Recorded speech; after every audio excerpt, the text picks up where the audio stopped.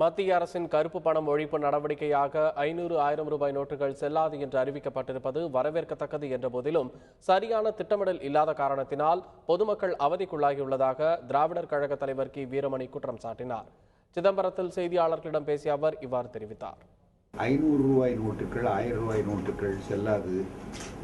அது பிறகு டிசம்பர் 30க்குள்ளாக மாற்றிக்கொள்ள வேண்டும்.